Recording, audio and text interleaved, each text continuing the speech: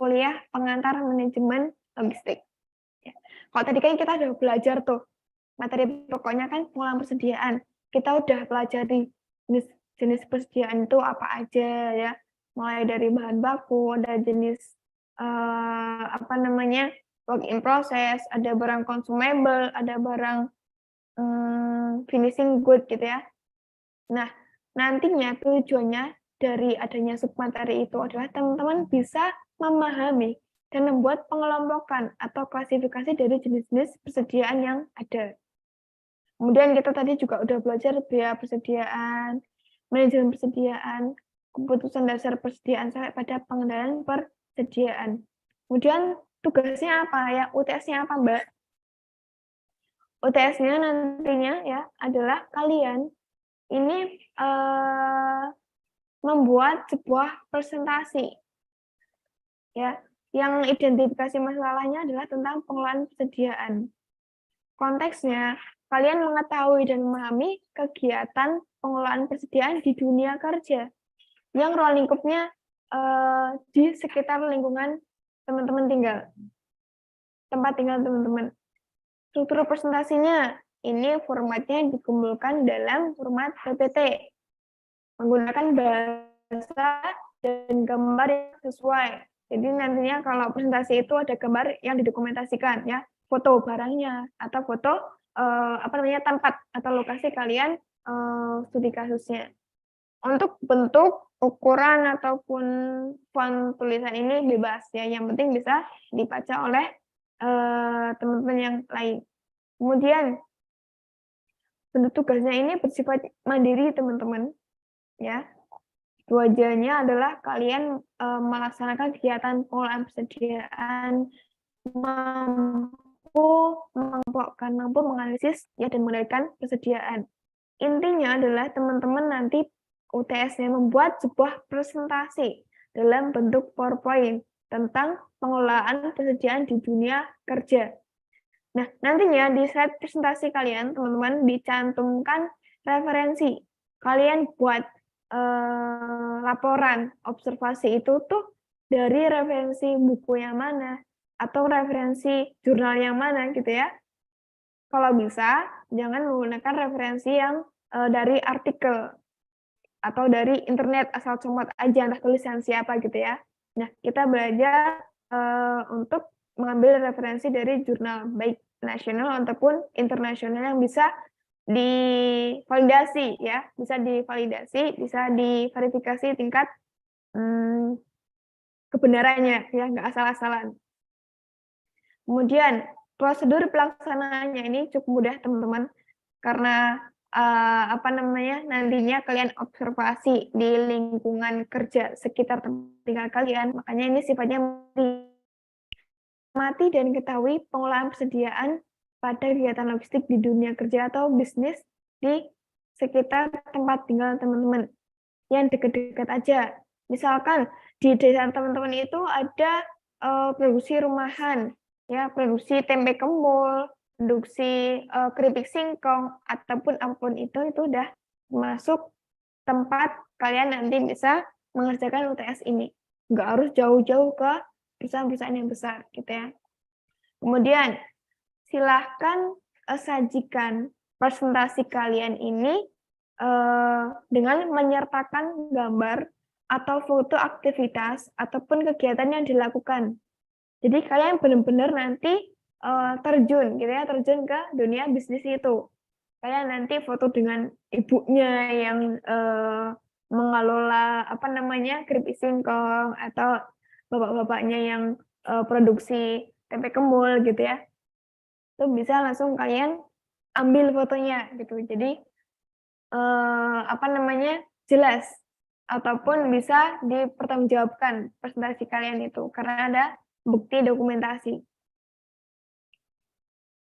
Buatlah analisis, kesimpulan, dan saran tentang pengelolaan persediaan yang teman-teman lakukan, yang teman-teman analisis di lingkungan tempat tinggal sekitar ya. Analisisnya adalah yang tadi, jenis-jenis persediaan itu apa aja. Jadi kalau buat tempe kemul itu bahan mentahnya apa, bahan barang prosesnya apa, barang jadinya apa, gitu kalian bisa mengkelompokkan. Dan biaya-biaya yang timbul itu apa aja sesuai dengan submateri ini. Ya, ini adalah jadwal pelaksanaan UTS-nya, panjang ya, jadi nggak mengganggu dari libur teman-teman, libur lebaran. 3 hari tambah 4 hari tambah 2 hari tambah 2 hari ya, sekitar 11 harian. Ini merupakan jadwal pelaksanaan yang menurut saya terlalu lama ya. Jadi teman-teman bisa sambil menyiapkan apa namanya, buka puasa atau sambil menyiapkan nanti lebaran gimana, karena jangka waktunya 2 minggu lah. 2 minggu nanti teman-teman bisa menyiapkan untuk UTS-nya. Mulai dari nentuin tempat di mana teman-teman mau melakukan observasi, kemudian melakukan studi lapangannya, menyusun presentasinya, sampai kepada menyajikan presentasi dalam bentuk video. Ya, dari keempat kegiatan ini, teman-teman ada kesulitan nggak? Kira-kira, kalau penentuan tempat untuk studi lapangan, ada yang kesulitan? Kak, Ya, Kak itu kalau misalkan usahanya itu terserah atau gimana, Kak? iya, usahanya terserah. Kalau misalkan jualan, bapak saya kan jualan apa namanya, nasi goreng gitu loh, Kak. Oh ya, itu boleh banget. Boleh, ya. Yang penting sesuai dengan yang ada di apa namanya, bagan ini ya, yang sudah kita pelajari. Nanti kalau nasi goreng yang berarti bahan mentahnya apa aja gitu ya. Kemudian barang jadinya nasi goreng gitu. Terus kita analisis lagi biaya-biaya yang timbul dari persediaan kita nyimpan bahan baku gitu ya. Kemudian manajemen persediaannya bagaimana, pengendaliannya bagaimana, ini ditulis di laporan presentasinya. Ya, Mbak Ayuna termasuk, itu termasuk. Nggak apa-apa. Berarti nggak apa-apa ya, Kak? Ya. Oke, kasih, Kak. Ada yang bingung lagi untuk penentuan tempat di lapangannya? Nggak harus. Saya ada kendala, Kak. Gimana? Untuk dokumentasinya itu apakah harus, Kak? Untuk foto dan video? Soalnya saya pribadi ini perangkatnya ini tidak mendukung. Oh, untuk kameranya. nggak harus foto yang bagus banget, itu enggak. Yang penting dokumentasi itu menunjukkan kok teman-teman benar-benar melakukan studi lapangan gitu ya. Nggak cuma kupas atau nyamar dari internet gitu, enggak.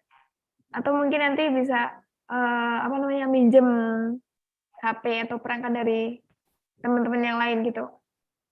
Mas Aji. Ya, begitu ya. Untuk ya, tempat penentuan studi lapangannya ada yang bingung? Udah ada pandangan ya, mau studi lapangan kemana? Iya, udah. Oke, ada. Kemudian untuk pelaksanaan studi lapangan, ini maksimal 4 hari dari penentuan tempat studi lapangan. Ini disesuaikan juga, nggak harus benar-benar 4 hari itu, enggak. Kalau kalian selesai dalam 1 hari, itu juga bisa. Yang penting sudah memenuhi dari kriteria penilaian UTS-nya. Kemudian penyusunan presentasi. Wah, 2 hari ini udah bagus banget ya, kalau kita nyusun presentasi 2 hari pasti hasilnya sempurna gitu. Kemudian penyajian presentasi berupa video. Kira-kira ada yang kesulitan kalau misal buat videonya itu gimana? Atau cara upload YouTube-nya itu gimana? Ada yang kesulitan? Bikin videonya pakai muka apa suara aja, Mbak? Iya, pasti kalau video kan gabungan antara visual dan audio ya. Jadi tetap ada visual dan suaranya. Bisa nanti teman-teman akali dengan Zoom meeting, kemudian record dan upload di YouTube, atau kalian bisa langsung live streaming Zoom ke YouTube, atau bagaimana? Mungkin teman-teman sendiri lebih kreatif ya. Kalau misalnya langsung pakai PowerPoint kan bisa, Kak, itu. Gimana? Boleh nggak? Boleh. Tapi kan nanti jangan lupa untuk share di YouTube ya. Ya. Jangan ditampilkan PowerPoint-nya aja. Jangan lupa wajah kalian, suara kalian juga harus ditampilkan. Berarti wajahnya kita juga harus ikut kelihatan gitu, Kak. Iya, betul. Kalau suaranya aja nggak boleh. Nggak boleh, karena kan video, hubungan antara visual dan audio. Baik, Kak. Terima kasih, Kak. Ya.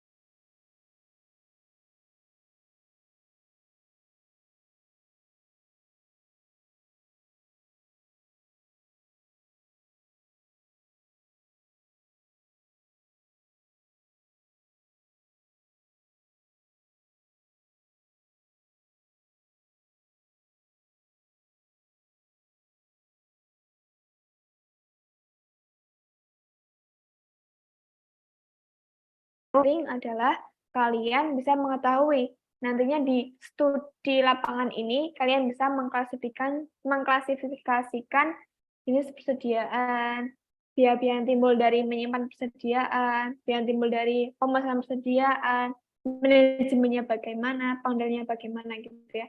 Jangan lupa dicantumkan kesimpulan, kritik, dan saran. Kesimpulannya itu adalah hasil dari observasi kalian, kritiknya misalkan, wah, kalau dengan metode penyimpanannya Ibu A misalkan yang mengolah tempe kemul itu kurang tepat, sampaikan aja kurang tepat. Kemudian sarannya apa? Oh, harusnya itu nyimpannya di gudang dengan suhu sekian, dengan pecahan sekian. Nah, itu adalah satu contoh dari kesimpulan, kritik, dan saran. Ya, nanti akan saya sampaikan link contoh dari video presentasi dari teman-teman sebelumnya pernah mendapatkan tugas seperti ini gitu ya. Kiranya cukup jelas teman-teman untuk UTS-nya? Itu deadline-nya kapan, Kak? Berarti. Deadline-nya 14 hari. Ya, nanti akan saya Dari sampaikan. sekarang. Ya, akan saya buatkan di kolom Google Classroom. 2 minggu ya. Kiranya cukup banget ya. Kemudian format susunannya di slide presentasinya nanti harus mencakup judul, data diri, pengantar ini terserah nanti kalian mau diisi apa ya, sapaan atau hello gitu. Kemudian detail tempat di lapangan, stay foto ya. Tempatnya itu di mana, lokasinya gitu. Dan paparan hasilnya yang observasi, analisis, kesimpulan, dan saran. Format penulisannya itu bebas dan menarik ya. Kemudian mudah dipahami orang lain, jangan cuma mudah dipahami oleh kalian sendiri, tapi orang lain nggak paham. Datanya akuntabel atau dapat dipertanggungjawabkan ya. Jadi kalian ngambil foto, ngambil laporan, paparan itu bisa dipertanggungjawabkan, nggak cuma comot dari internet gitu.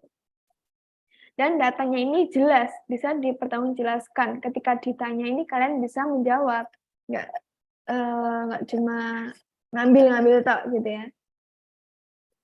Ya, ini batas waktunya ini adalah 2 minggu atau 14 hari. Untuk penyerahan hasil UTS-nya ada 2, yaitu via Google Classroom. Nantinya kalian kirim link YouTube-nya dan juga nanti kalian upload presentasinya formatnya PDF di e-learning. Untuk penilaiannya, ini ada 3 karakteristik. Yang pertama adalah isi presentasinya. Kita nilai 30% dari total nilai. Model presentasi kita nilai 30% dan yang paling banyak ini ternyata di paparan presentasi. Jadi bagaimana teman-teman nanti presentasi videonya, kemudian kejelasan intonasinya, kemudian sesuai nggak dengan apa yang terjadi di lapangan gitu ya. Itu ternyata kami ambil nilai yang paling besar di antara isi atau model presentasi. Gitu. Kiranya ada pertanyaan lain teman-teman terkait dengan UTS-nya?